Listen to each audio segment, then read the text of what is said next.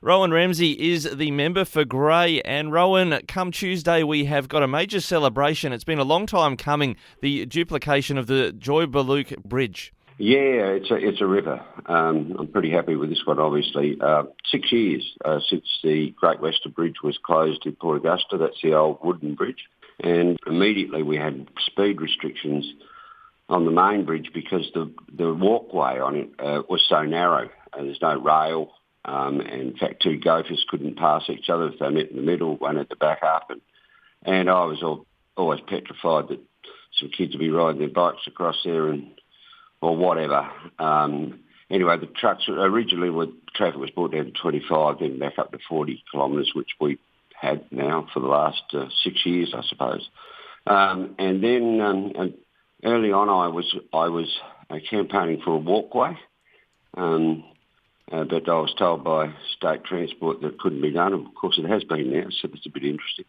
And we had I walked no less than three federal transport ministers over the bridge, and eventually got a commitment out of Michael McCormack when he was the Deputy Prime Minister, and the federal government put up 160 million. We'd had a change of government in Adelaide. The Marshall government was in. They were up for the task. They came up with the other 40 million, and the job was underway. And we opened the newer of the two bridges, I guess about 8 months ago. There's been a rebuild on the old bridge. They had to strengthen it somewhat and put a walkway on it, I have to say. And we've got two wonderful walkways now, two wonderful bridges, and they'll be open on Tuesday. And that's about as good as it gets, I reckon. Yeah, it's a great community celebration happening on Tuesday, and I know that it was also something discussed for some time around, for years, about the need for that duplicated bridge, also from a freight point of view as well.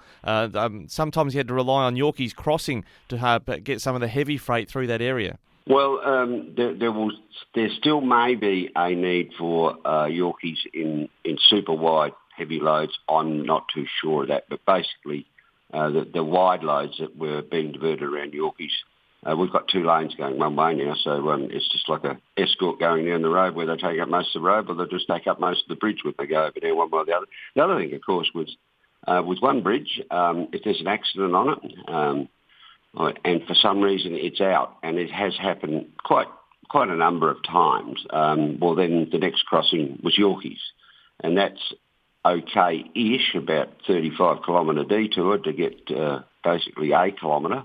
But if it rains and the road gets too sticky, and of course you can't take traffic around there, then there was a push to get that bitumenised. I don't think that's necessary now. It will be rarely used, in my opinion.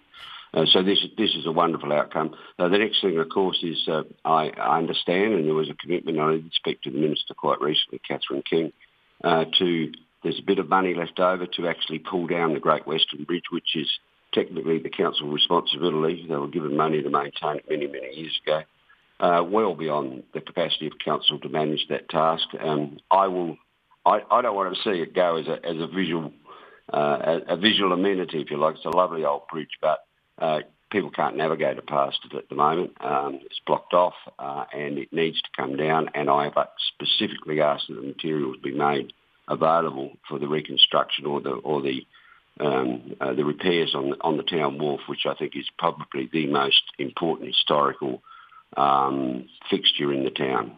Yeah, not a bad approach to, I guess, remembering that crossing in another way in the town's infrastructure. Rowan, looking across to the issue of regional bank branch closures, you talked in Parliament this week about one of the banks now leaving, the last bank to leave, Roxby Downs. Yeah, the last bank in Roxby Downs, the last bank in Coober Pedy closed about 2 weeks ago. Matt Canavan's been pushing in the Senate along with his colleagues to get another bank inquiry up. We've had a number. But in a time when banks are obviously banking enormous profits, $5 billion plus each in a year, in fact, well and truly plus, we're losing these country banks now.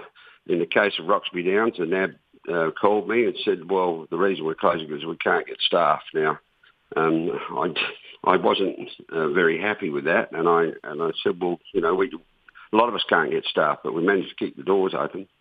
And it's Roxby Downs is I guess a younger community than most, and consequently electronic banking will be less of a challenge for people there than perhaps another place. But that's not to say we don't deal with all these issues about businesses and floats for sporting clubs and people who aren't tech savvy that lose their local bank. And of course, in Coober Pedy, I think it's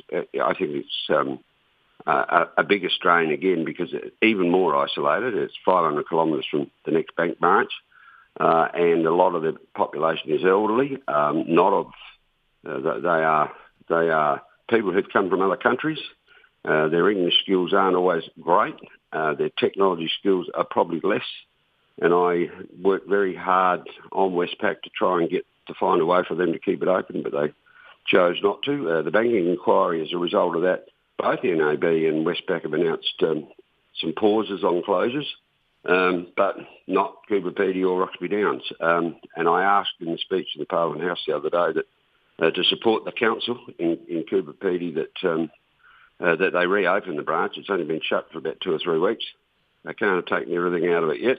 How about we get some people back there until this inquiry is over, at least, and see what they find. Yeah, we might reach out to the bank on that front as well. But Rowan, how many branches have closed in the electorate of Grey, maybe since your time, since you've been representing the electorate? I don't have specific numbers on Grey since I've been representing the electorate. We've lost about 12 in the last 7 years, I think. And I think we've lost something like 71% of banks, rural banks across South Australia. That would be over the last 20 years or more, since their peak, and they probably peaked in about the 80s or 90s, I suppose. Yeah, okay. And look, Rowan, before I let you go, the announcement by the South Australian government that it would go with Billy Light's Point for where they want to put the desalination plant. They claim the SA Research and Development Institute, SARDI, has given it the green tick that it'll be okay to have the desal plant there, but the site selection committee had said it should go down at the south end of the peninsula. Peter Treloar, the former member for Flinders, his site selection committee independently said it should go at Sleaford West, but the federal government doesn't look like they were ever asked for additional money, the $150 million, to put it down where the committee recommended. Well, there's a number of things wrapped up in that, Ricky. I think this has been totally mishandled by SA Water from the start. If Sleaford was too expensive for them and they wanted to put it somewhere else, and they wanted to look at Billy Light's Points, well, they should have done the science well and truly before they opened their mouth up.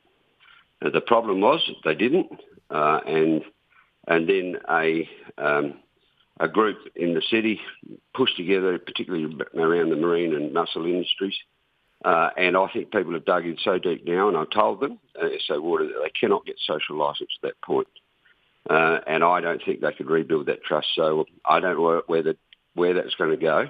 As far as getting money from the federal government, I don't know whether they've asked for it or not, because of course we're not in government. Yeah, all I'm told is that Peter Treloar was sent over with another representative from SA Water to have a chat with someone in Canberra, but wouldn't you expect the Minister, being a fellow Labor colleague of Tanya Plibersek, to make a bit of a push to get something going?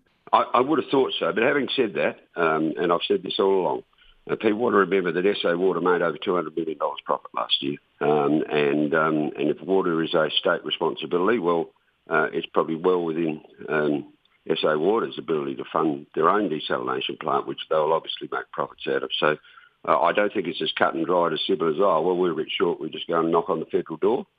So I think they would have to make a justification with those kind of profits under their belt while they couldn't fund it themselves. Well, Rowan, I've got to let you go and we've got to keep moving, but thank you so much for joining us today from, you're in Canberra at the moment, aren't you, but probably heading home? No, I've got as far as Adelaide last night. We pulled stops on Thursday night. We get on the first flight back, but be working my way back into the electorate today, Ricky. No worries. Thanks again, Rowan. No problem. It's good to be speaking with you.